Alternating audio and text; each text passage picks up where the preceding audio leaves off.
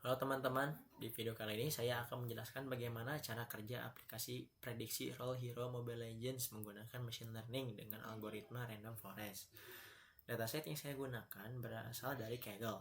Kemudian dataset tersebut saya simpan ke dalam database MySQL.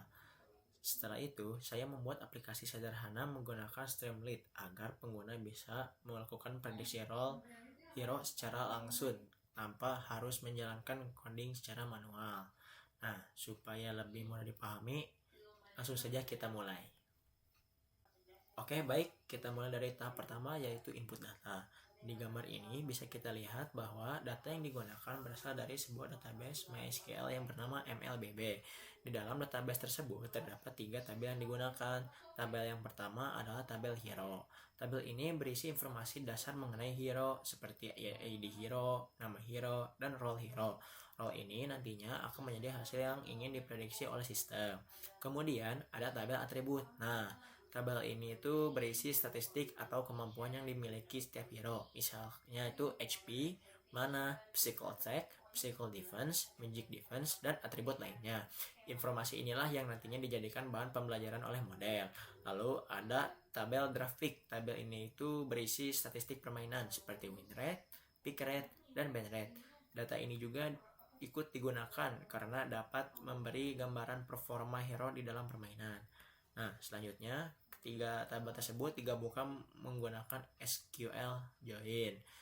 SQL join sendiri adalah proses menggabungkan beberapa tabel menjadi satu berdasarkan data yang sama, yaitu ID hero.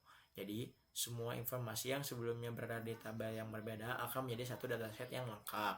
Hasil akhirnya bisa kita lihat di sebelah kanan gambar, yaitu sebuah dataset yang berisi 16 atribut sebagai fitur dan satu kolom role sebagai target.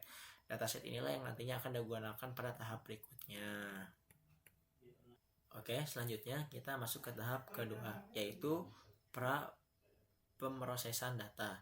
Tujuan tahap ini adalah menyiapkan dataset agar lebih mudah dipahami oleh komputer sebelum dilakukan proses pelatihan model. Langkah pertama adalah memilih fitur dan target. Kalau kita lihat pada bagian kiri gambar, terdapat 16 atribut yang dijadikan sebagai fitur seperti HP, mana, physical attack, physical defense, win rate, pick rate, ban rate, dan atribut lainnya. Sedangkan target yang akan diprediksi adalah role hero. Berikutnya dilakukan proses label encoding. Karena komputer tidak memahami tulisan seperti tank, mag, atau assassin, maka nama role tersebut diubah menjadi bentuk angka.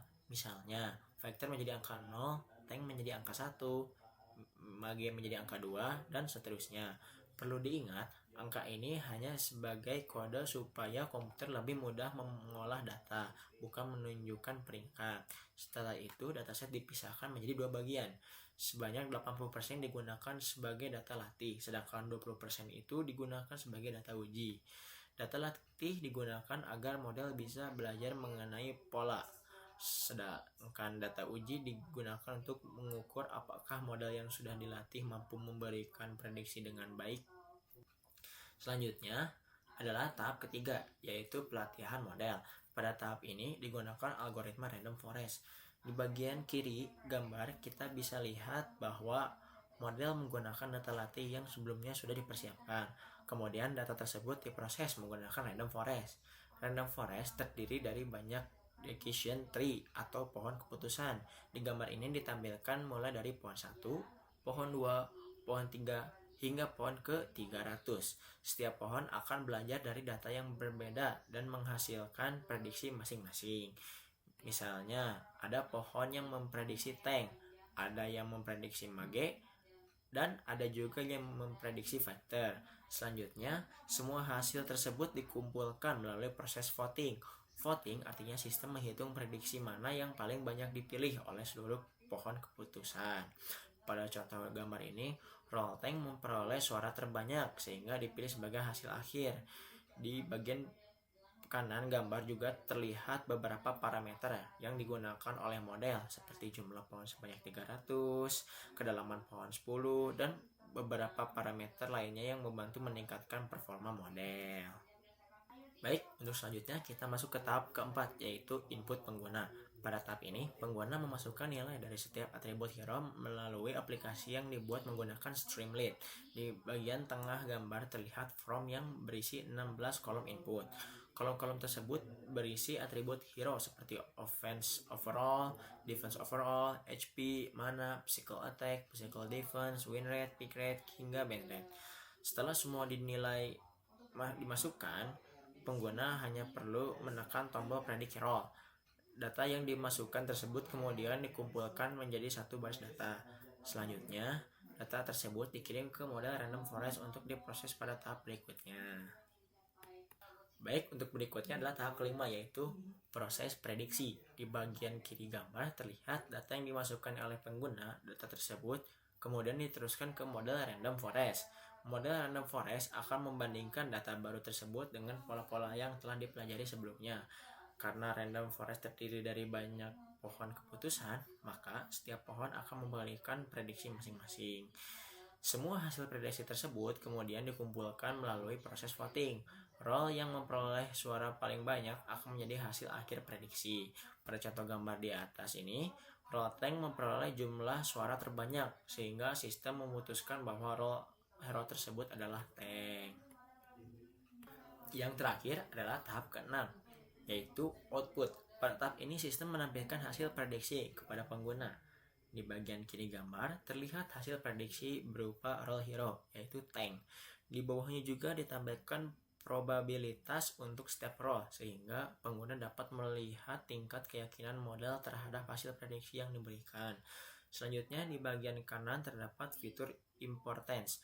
Fitur importance adalah nilai yang menunjukkan seberapa besar pengaruh setiap atribut terhadap hasil prediksi. Semakin besar nilainya, berarti atribut tersebut itu semakin berpengaruh dalam proses pengambilan keputusan. Pada contoh ini, terlihat bahwa atribut HP memiliki pengaruh paling besar, kemudian diikuti oleh Physical Defense, Magic Defense, HP Regen, dan Win Rate. Sedangkan atribut yang memiliki nilai lebih kecil berarti kontribusinya terhadap prediksi juga lebih kecil. Setelah seluruh hasil berhasil ditampilkan kepada pengguna, proses selesai dan koneksi ke database ditutup dengan aman. Baik, kalau kita rangkum, prosesnya cukup sederhana. Yang pertama, data diambil dari 3 tabel pada database, yaitu tabel hero, atribut, dan grafik. Kedua, data dipersiapkan melalui proses pemrosesan. Ketiga, model random forest belajar dari data tersebut. Yang keempat, pengguna memasukkan atribut hero melalui aplikasi Streamlit. Dan yang kelima, model melakukan prediksi berdasarkan pola yang sudah dipelajari. Dan yang terakhir, sistem menampilkan hasil prediksi beserta fitur importance yang menjelaskan atribut mana yang paling berpengaruh terhadap hasil prediksi. Semoga penjelasan ini bisa membantu teman-teman memahami bagaimana aplikasi prediksi role hero Mobile Legends ini bekerja. Terima kasih sudah menonton dan assalamualaikum warahmatullahi wabarakatuh.